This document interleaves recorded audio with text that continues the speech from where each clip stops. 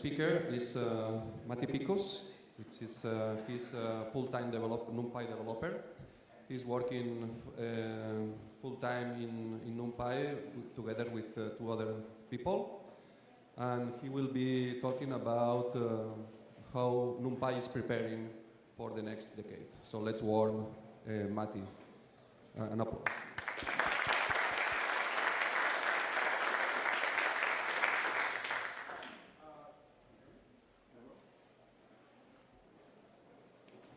Oh, there we go. So I guess only one of them works. This isn't going to be a technical talk. I'm going to talk a lot about sustainability and community. So if you want all the technical details about NumPy, I'm happy to talk about it later. But what we're going to be talking about is what happens when a project that's mainly run by volunteers all of a sudden gets $1 million in funding. What does it do with it, and what does it do to the community, and how do we deal with what happens after that grant ends? This is basically a talk that I took from Ralph Gomer's presentation at SciPy in Austin a couple of months ago. So if you were there, it's a repeat, and if you watch it on YouTube, hopefully I'll make some changes and make things a little more focused on things that interest me. So NumPy is actually a very old piece of the Python ecosystem. It started in 1994, pretty much at the beginnings of the dark past, with a project called with a matrix object that became the numeric package that turned into the numarray. The numeric and numarray split. And then in 2005, Travis Oliphant unified those 2 packages back together and created NumPy. 2006 was the first real release of NumPy as a package. Until about 2013, NumPy had corporate sponsorship from Enthought. But from 2013 until 2018, NumPy was totally volunteer run. In 2015, they got their governance act together and became a NumFocus sponsored project. And as I said, in 2018, they hired me, who was their first fully paid, directly paid developer of NumPy. How did this all come to happen? There's 2 charitable foundations, the Sloan Foundation and the Moore Foundation, who are trying to push reproducible science and open science. So they're focusing on 3 different aspects of this whole open science conundrum, or having science be something that that everyone can use around the world. So the three big issues that they're dealing with is having scientists publish their papers in a way that can be read by anybody. Publish papers that have data that anyone can look at, and publish papers that have data where the software that actually processes that data is also open and used. In order to do that, the tools themselves have to be open and available for use. So as a sub part of this whole open science project, they looked around the scientific ecosystem, and NumPy caught their eye as something that needed some regeneration, some help. And so they, together with the NumPy Steering Council, put together a proposal and gave a grant of about $1 million to the Berkeley Institute of Data Science at the University of California, Berkeley. That's my employer. The Berkeley Institute of Data Science was actually set up as a data science center of excellence.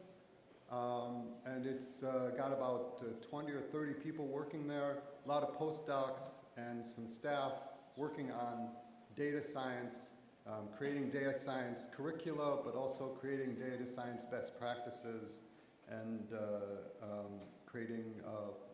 supporting us as we work on NumPy.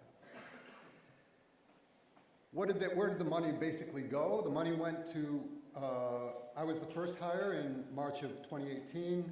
Tyler Reddy, who's a SciPy core developer and the release manager, worked for a year on the project and then had to go back to his job. Sebastian Berg was hired in May of this year. He's a NumPy Steering Council member, and Warren Wekesser, who's a SciPy team member, was hired just a month ago to work on the project.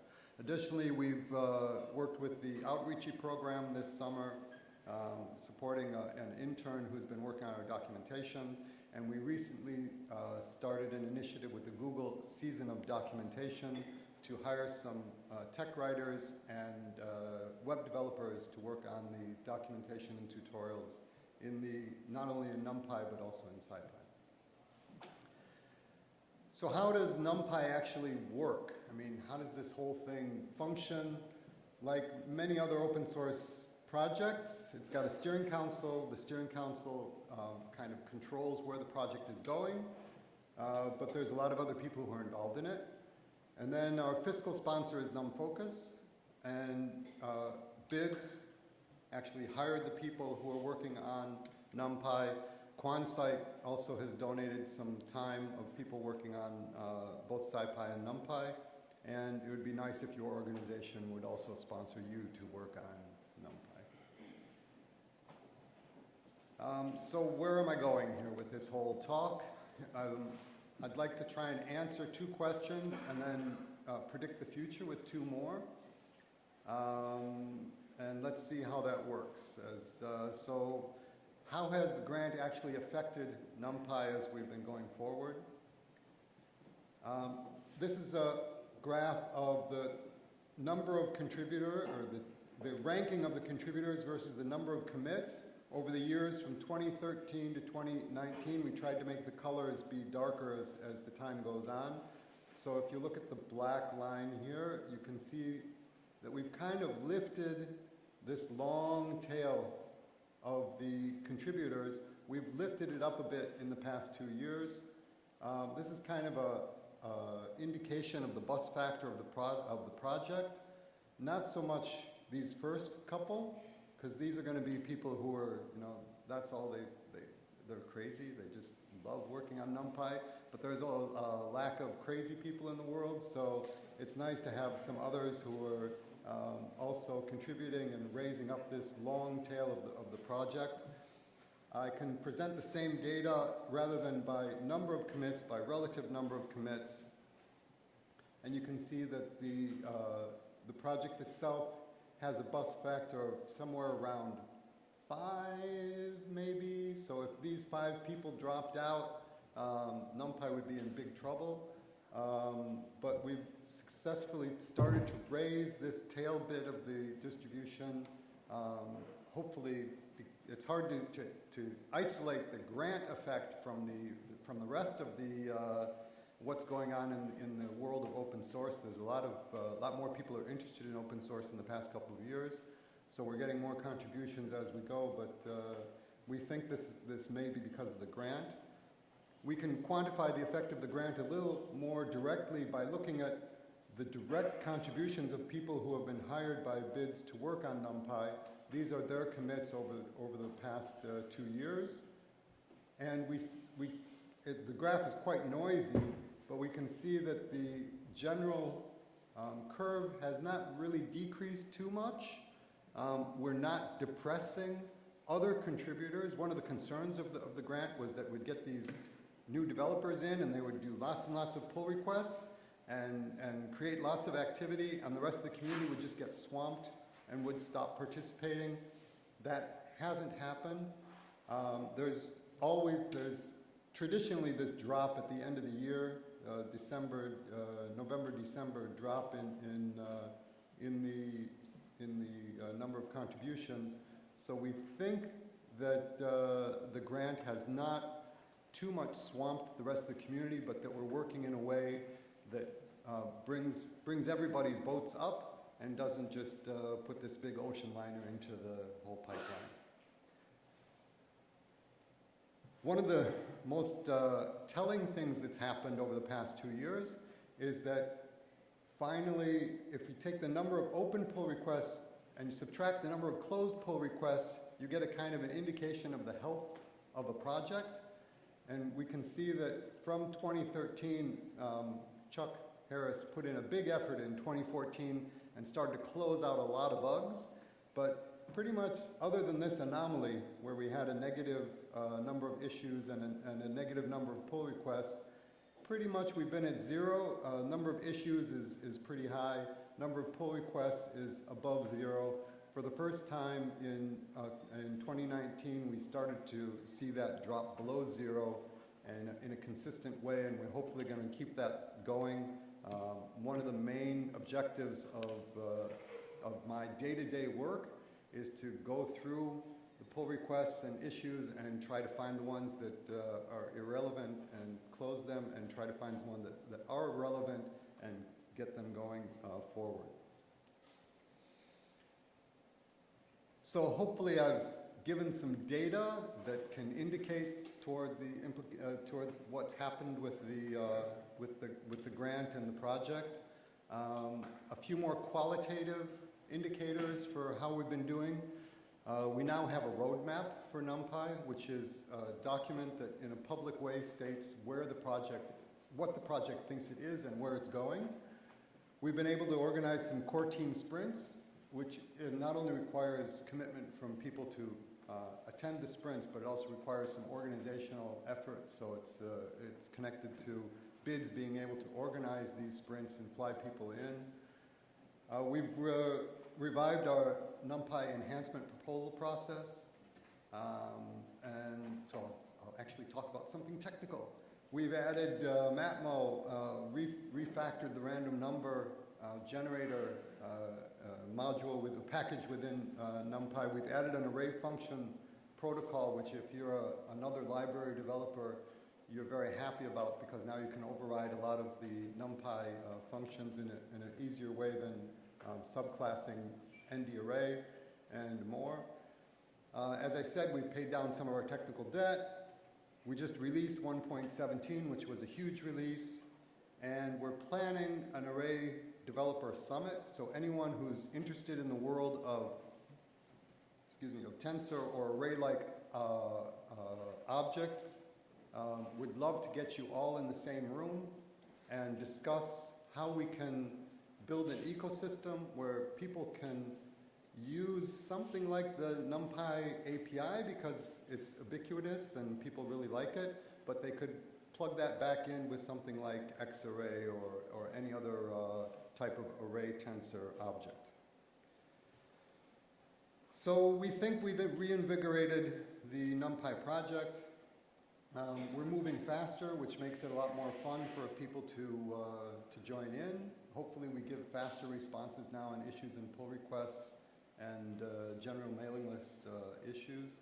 And because, as I said, I didn't say, but as I will say, that one of the tasks that the full-time workers have taken on themselves is a lot of the maintenance work, the CI, and the just looking at how builds are going and the releases, and that hopefully is freeing up bandwidth for people to do, for the core maintainers who don't like that stuff, to do more interesting things for them.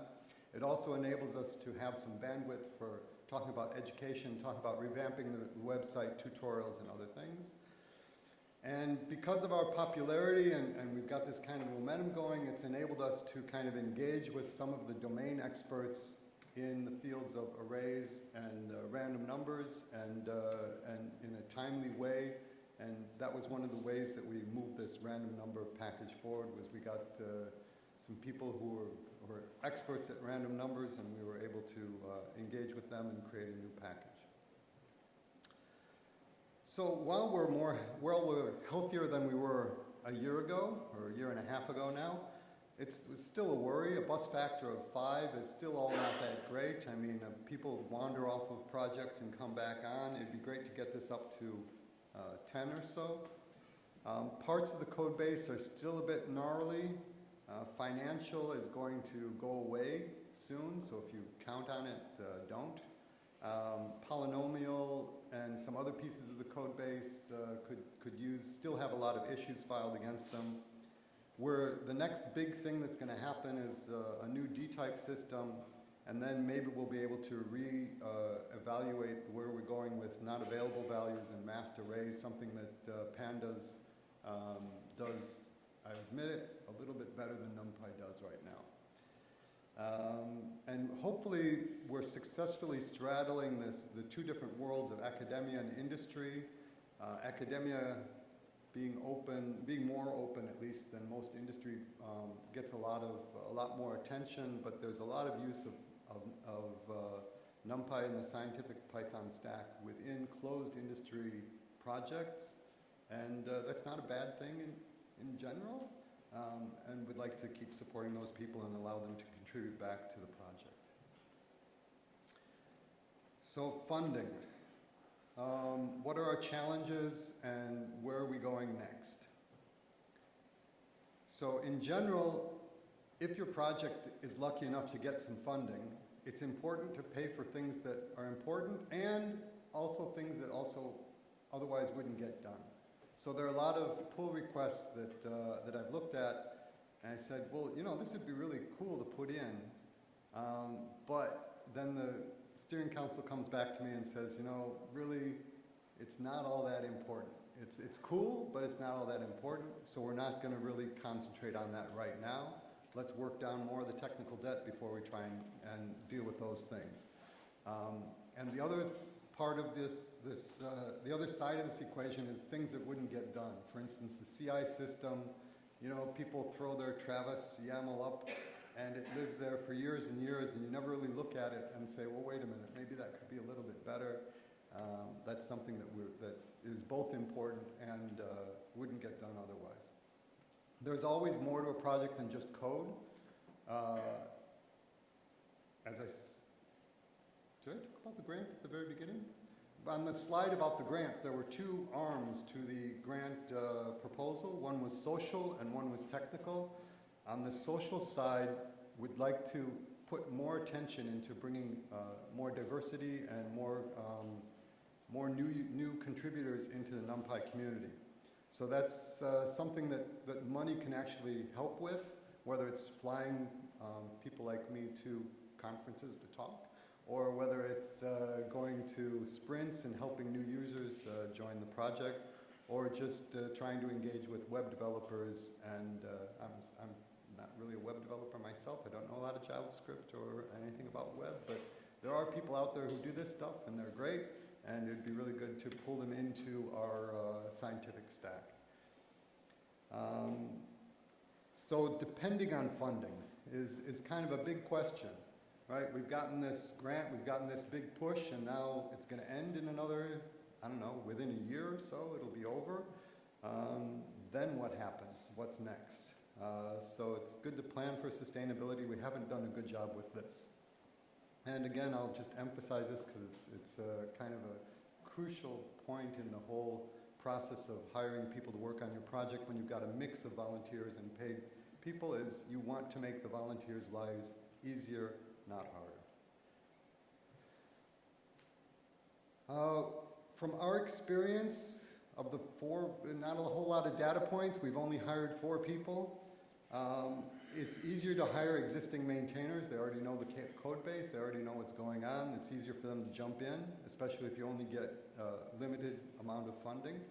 But on the other hand, it'd be nice to diversify your code base, and in my opinion, one of the limiting factors to diversity is resources. Not a lot of people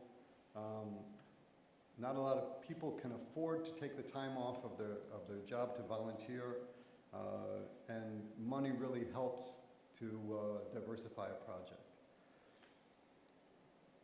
You need not only technical skills, you need communication skills. That's pretty obvious. Challenges going forward. So of the 11 steering council members, 3 are very active, 3 are paid to work on NumPy in a part-time or full-time basis, and 5 are in a low activity mode that we don't really hear from them a lot. So that's not really a large core of people who are actively pushing NumPy forward. And it's still hard to get work done on the higher level vision of NumPy. On the website, building community is always hard. And governance and project management and long-term planning are things that are difficult for people who are in the main technically minded to kind of take a look at. There aren't a lot of project managers involved in the Python ecosystem, I think. Correct me if I'm wrong in questions, or come talk to me about it afterwards if I'm wrong. But I think most of us are coders and not really project managers. So as I said a couple of times, we do struggle with diversity. It's something we'd like to change. Pretty much everyone looks like me. Our GitHub culture and our mailing list culture, we can always improve that. People are sometimes short-tempered and not expressive enough. It'd be nice if we were friendlier and more welcoming. So where do we think we're going? We're not going to change this. Okay, this is what NumPy is. It's an array object, n-dimensional, in memory, on CPUs. That's part of our core vision of what NumPy is. And then it's some array computing APIs around that, FFTs, ufuncs, all these other things that enable these things to work and work fast. And then there's some other utility routines like random numbers that got stuck in there because they're very core to working with Python in a scientific ecosystem, things like polynomial and other things. But at that same time, we'd like to address bottlenecks that limit how much the wider ecosystem can grow, which is why we put in this array protocol thing, so that while we are only in memory and on CPUs and n-dimensional, we want to support other projects that want to do these things differently. We want them to be able to work with NumPy in a pretty much transparent way for users in order to move the whole community forward. We don't think that we should have a monopoly on the way that people do tensors or arrays. And we also want to evolve without breaking anything, which is sometimes challenging. So we need sustained funding. We need more bandwidth from the key people. We need to attract people in roles other than just coding, managing and building up the website and the tutorials and documentation. And as we do sit as part of the whole scientific computing stack, we'd like to see all of the other projects move forward with funding. What do we think we need to get there? In the next year, we're going to be working with some developers on these other things that we've talked about, the web and the sites and the documentation.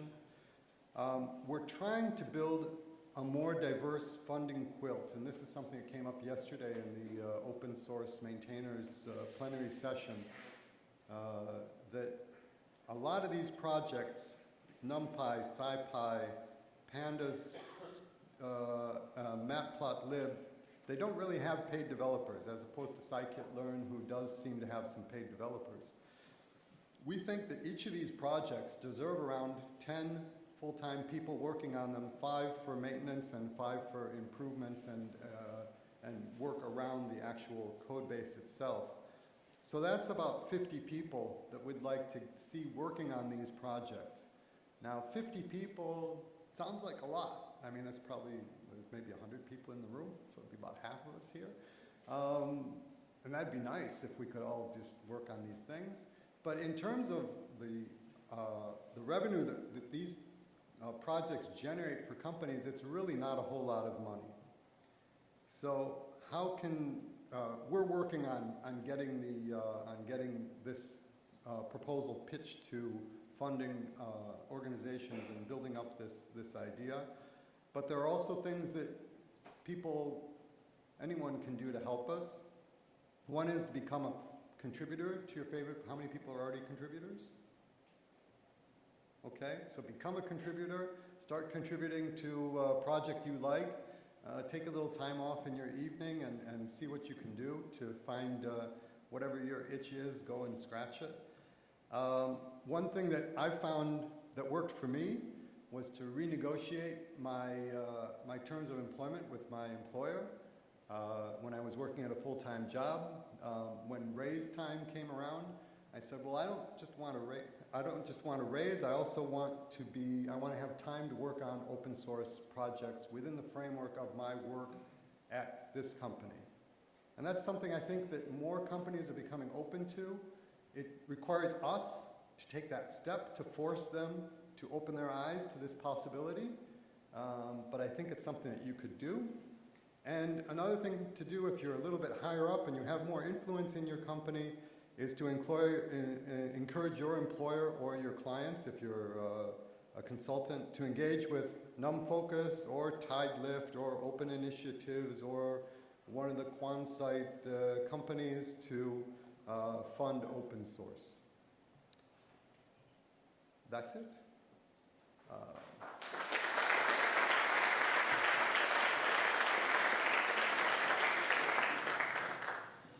Thank you, Matti.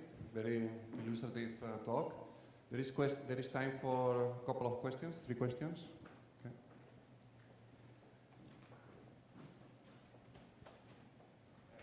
I have a specific question about F2Pi. Is there any movement in this area? Do you have any news about this one? No.